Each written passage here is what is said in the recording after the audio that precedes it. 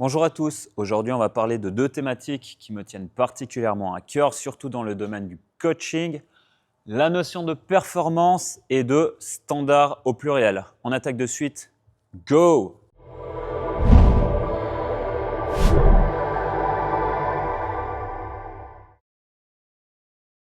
Donc pour commencer, on va parler de la notion de performance. La performance, il ne faut pas l'appliquer uniquement aux sportifs confirmés. Vous pouvez également être performant que ce soit à 15 ans, que ce soit à 30 ans, à 50, à 80 ans.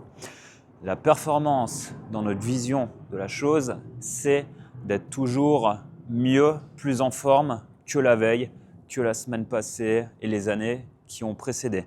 Vous devez toujours être dans une vision d'optimisation, d'avoir un meilleur état de santé, de forme physique de manière générale, que ce soit de la personne qui vienne à cause de douleurs lombaires, on va l'entraîner, la rééduquer à pouvoir bouger au quotidien sans devoir se lever avec la barre au fond du dos et de pouvoir travailler et venir s'entraîner sans avoir toujours la peur de se dire aujourd'hui tel ou tel mouvement va me blesser, va me faire du mal, je vais essayer de bouger, donc renforcer mon corps pour pouvoir faire partir complètement cette douleur. Et là, nous sommes déjà dans une notion de performance. Nous avons Jean-Michel de 68 ans qui vient parce qu'il a des douleurs un peu partout, de l'arthrose généralisée et qui aimerait bien pouvoir sortir jouer avec ses petits-enfants au parc de jeux. Et ça, c'est également de la performance à son niveau. Être capable de venir gagner des amplitudes qu'il avait complètement perdues, être capable de pouvoir être endurant sur une journée où il va devoir jouer avec ses enfants, ses petits-enfants pendant un après-midi entier, on parle de performance. Ou le petit jeune qui a grandi très vite ou qui est au contraire complètement hypotonique et qui commence déjà à avoir des douleurs de dos, le réentraîner, on parle également de performance. Donc il faut absolument sortir de ce paradigme de la performance, c'est uniquement faire des grosses perfs sur des grosses barres, sur des enchaînements de mouvements complexes, de la compétition et autres. Il est temps de sortir de tout ça. Et autre point qui est très important de parler, c'est les standards. Les standards, dans un premier temps, que vous vous imposez vous-même. Est-ce que vous venez à la salle uniquement pour bouger ou est-ce que vous venez pour vous améliorer et progresser? Cette question est vraiment bête à la base, mais quand on la pose, en général, les gens ne savent pas trop quoi répondre. Vous venez pourquoi? Pour perdre un peu de poids? Pour faire partir des douleurs? Pour vous muscler? Pour pouvoir enchaîner des WOD sans finir à la fin en étant complètement éclaté et lessivé? Il est temps d'augmenter vos standards. Et ça passe par déjà avoir en tête des objectifs clairs et précis. Pourquoi vous voulez commencer à vous entraîner? Sans ce pourquoi, en général, vous n'allez jamais tenir dans le temps. Vous êtes toujours motivé quand vous venez. La motivation est une notion éphémère, c'est purement hormonal. Mais quand c'est uniquement une motivation qui est dictée par votre système hormonal à un moment T, ça va durer une semaine, un mois, 3 mois avant qu'elle commence à s'atténuer. Si vous n'avez aucune notion de standard, aucun objectif, après 3 mois, vous allez complètement arrêter, être démotivé et donc stopper net votre activité physique. D'où la discipline. Si vous êtes discipliné à bien dormir, bien manger, savoir quel jour vous allez vous entraîner, même si vous n'êtes pas forcément motivé, si vous êtes quand même fatigué, vous savez que vous devez de toute façon exécuter cette tâche. La discipline commence déjà dès le matin. Même si vous êtes fatigué et que vous n'avez pas l'envie de vous laver les dents, vous allez devoir le faire. Sinon, tôt ou tard, vous allez payer l'addition. Et là, dans l'hygiène de vie sportive, c'est votre hygiène de santé, c'est exactement la même chose. Est-ce que vous venez parce que vous voulez venir ou vous venez vous entraîner parce que vous devez? Et ça, c'est deux notions qui sont très importantes à garder en tête. Plus vous allez élever vos standards, plus vous allez augmenter votre capacité à vous motiver dans l'entraînement, à être capable de vous impliquer intellectuellement dans la tâche. Vous venez, vous avez un entraînement qui est donné au tableau, le faire pour le faire, ou alors vous fixez un objectif de vous dire « Ok, je l'ai déjà fait il y a quelques mois, aujourd'hui je vais essayer soit d'améliorer mon temps, soit il y avait tel ou tel mouvement que je n'étais pas capable d'exécuter, soit le poids était beaucoup trop lourd à l'époque et je vais essayer de travailler sur un objectif à la fois. Vous ne pouvez pas tout travailler, tout améliorer en même temps, ce n'est pas possible. On va prendre comme exemple le format classique de WOD qu'on retrouve en CrossFit, le format 21, 15, 9.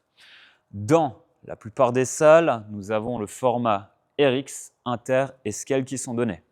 Le problème avec ces standards, c'est qu'il y a toujours l'ego et votre orgueil qui est derrière qui va vous pousser à le faire dans une catégorie où vous ne maîtrisez absolument pas un des facteurs suivants, soit la charge, soit le mouvement.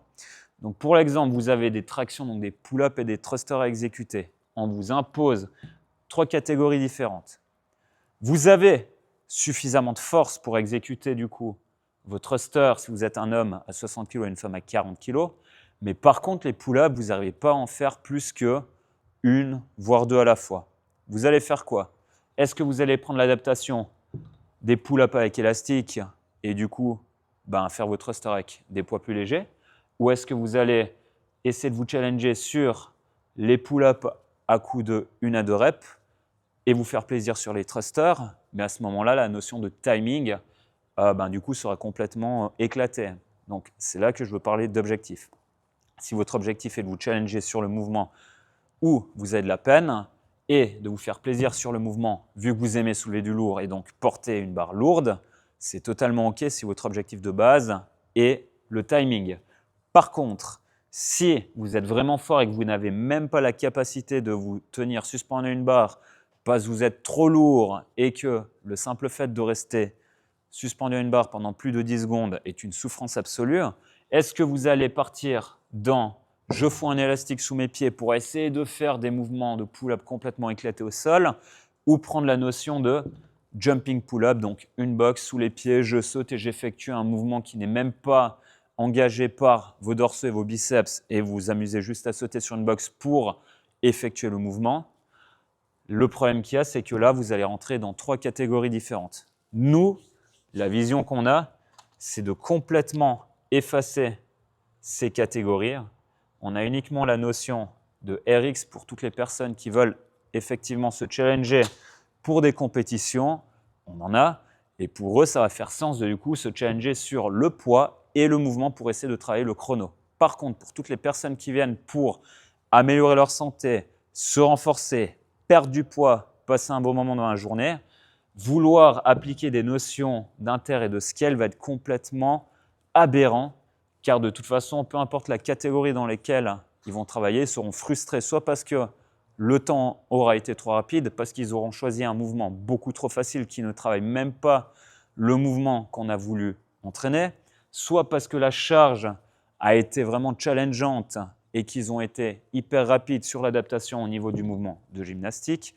Peu importe la catégorie que vous allez choisir, ça va toujours aller dans le sens de « moi j'ai mon ego, je ne vais pas faire des banded pull-up, donc je vais quand même les faire en RX. Le poids, je maîtrise, mais par contre, le mouvement en gym, je ne l'ai pas et donc je vais m'éclater les épaules. » Donc pour éviter d'avoir des gens qui se placent dans des catégories, on va simplement rentrer dans de l'adaptation au niveau des poids et des mouvements.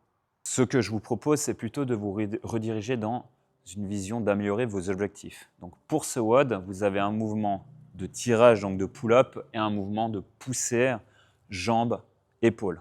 Donc si pour le premier mouvement, vous n'avez pas la capacité de vous suspendre à la barre, au lieu d'aller sur une simple adaptation de banded pull-up qui ne va jamais vous permettre de vous améliorer sur les mouvements de pull-up ou même de jumping pull-up ou de manière générale, on met plus l'accent sur la sautée de la boxe et un tout petit tirage bras, vous allez plutôt vous rediriger soit vers du ring row, vous allez augmenter la difficulté de l'exercice de tirage aux anneaux pour augmenter le niveau de force de vos bras et de vos dorsaux. Ou alors, si vous êtes sur un entre-deux, pourquoi pas du jumping pull-up où vous allez mettre la boxe ou alors les plates le plus bas possible pour vous aider le moins possible des jambes, juste dans le but de donner une petite impulsion pour vous permettre de quand même maximiser le travail de tirage bras, dorsaux pour vous rediriger vers gentiment vos premières keeping pull-up. Pour le thruster, si vous êtes débutant, c'est complètement débile de partir sur un mouvement de thruster alors que l'adhérent n'est même pas capable de ressentir son corps dans l'espace sur un simple goblet squat.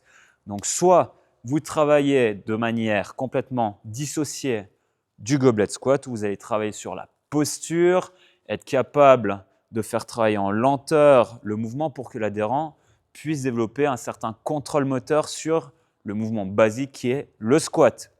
soit vous mettez le focus sur du goblet squat, soit vous pouvez faire travailler le goblet squat avec un poids relativement léger pour travailler la posture et le mouvement dans le squat. Et en parallèle de ça, on fait du travail de strict press aux haltères, tout en mettant le focus sur un alignement parfait dans le but d'également pouvoir renforcer vos épaules. Ça, c'est le travail du coach de devoir choisir quel mouvement adapter par rapport à l'adhérent qui débute, quelle adaptation choisir pour entrer dans l'objectif de l'adhérent, mais suivre tout bêtement des standards, des catégories qui sont données dans les WOD, c'est complètement idiot. Ça mène à des blessures à long terme, vu que de toute façon, si vous n'avez déjà pas une maîtrise du squat basique, vouloir enchaîner des thrusters même avec des dumbbells ou des poids légers, vous allez juste entraîner une mauvaise posture et donc c'est qu'une question de temps avant de vous blesser. Vouloir faire pratiquer vos adhérents avec des élastiques, vu qu'ils veulent absolument pratiquer des pull-ups à la barre, ne va jamais les faire progresser, vu que la personne ne sera pas capable de prendre la tension dans la barre, mais toujours dans l'élastique, et donc vous allez créer une phase de plateau chez votre adhérent. Et comme cet exercice de bandette pull-up ne renforce pas de manière optimale les bras et les dorsaux chez la personne, d'une fois qu'elle va essayer de se lancer poids de corps complet en suspension à la barre, ça va être directement les épaules et les lombaires qui vont ramasser. Donc il est temps de sortir de cette notion de catégorie. Pourquoi pas garder la notion d'RX pour vos compétiteurs, mais adapter tous les autres mouvements en fonction des objectifs de chaque personne. C'est le domaine de votre coach. Il doit absolument être capable de faire ce travail si vous voulez rentrer dans une notion de progression et éviter surtout de vous blesser. Car dans toutes les boxes, on retrouve des gens qui sont tout le temps blessés, qui doivent complètement arrêter l'activité. Et suite à ça, c'est le sport du CrossFit qui est complètement taché. Un sport dans lequel on voit beaucoup de blessés. C'est un sport qui, à la base, est censé vous renforcer et pas vous blesser. Donc, à un moment donné, il est temps de se poser les bonnes questions. Si vous blessez après 2 ans, 3 ans de pratique, peut-être que vous n'êtes pas coaché de la bonne manière. Il est temps de chercher quelqu'un qui soit capable de vous apporter le bon niveau de coaching. Je vous rappelle, vous payez quand même un abonnement suffisamment cher pour être coaché et pas suivre un cours qui est animé. Le coaching, c'est une réelle compétence que vous êtes censé retrouver dans une salle de CrossFit.